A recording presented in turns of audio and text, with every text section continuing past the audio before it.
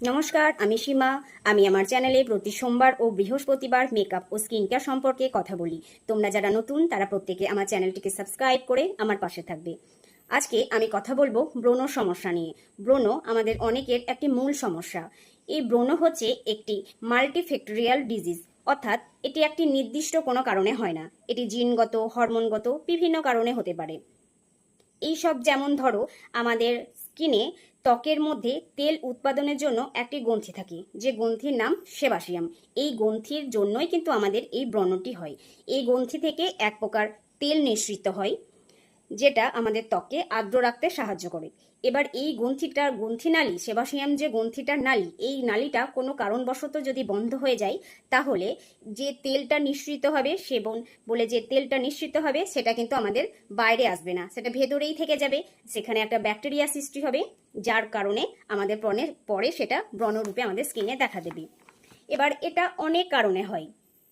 Oestrogen, তারপরে প্রজেক্টরেস, গ্রন্থি আছে অনেক আমাদের, যেটা হরমোনের তারতম্যের হওয়ার কারণে এই ব্রণগুলো হয়।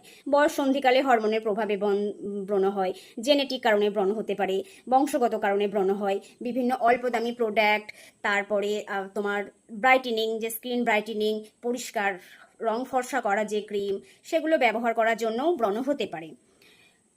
এছাড়াও অনেক ভুলভাল প্রোডাক্টও আমরা আগে ভিডিওতে বলেছি, অনেক ভুলভাল প্রোডাক্ট ব্যবহার করার জন্য ব্রণ হয়।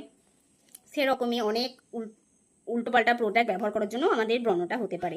তাছাড়া বিভিন্ন পরিবেশ দূষণ, সারাদিন আমরা অনেক রকম কাজের মাধ্যমে থাকি, সেখান থেকে আমাদের স্কিনে প্রচুর পরিমাণে নোংরা জমে। সেই নোংরাটা হয়তো আমরা রাত্রেবেলা ফেসটা ওয়াশ না করেই ঘুমিয়ে গেলাম, যে কারণে ফেসটা নোংরাই হয়ে থাকলো। এবার সেই যে বললাম সেবাসিয়াম গ্রন্থি থেকে যে তেলটা নিঃসৃত হয়, সেই নালীটা বন্ধ হয়ে গেলে সেটা ভেতরেই থেকে গেল, যেটা বাইরে আসতে পেলো না, ব্রণ সৃষ্টি হলো।